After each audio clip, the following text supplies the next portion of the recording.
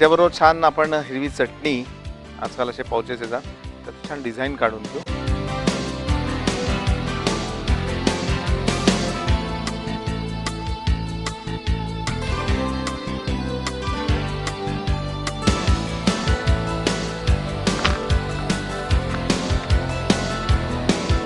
Tomato sauce,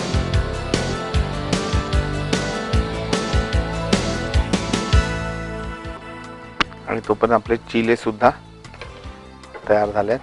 वा, छान असे खरपूस आणि खमंग करायचे.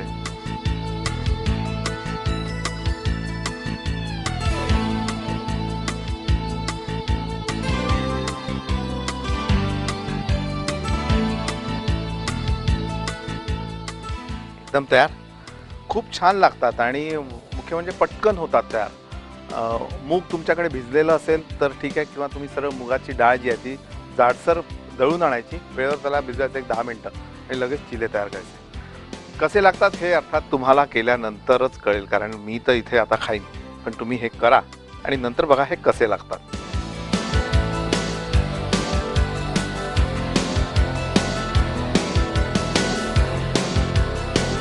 यानंतर घ्यायची आपल्याला छोटीशी विश्रांती, आणि विश्रांतीनंतर आपल्याबरोबर पुन्हा असणार आहेत मेघना मॅडम. आपण त्यांना विचारू की आत्ता जे आपण चिले केले त्याच्यामध्ये कुठले असे कंटेंट्स आहेत की जे आपल्या शरीरासाठी आवश्यक आहेत. घेऊयात छोटासा ब्रेक.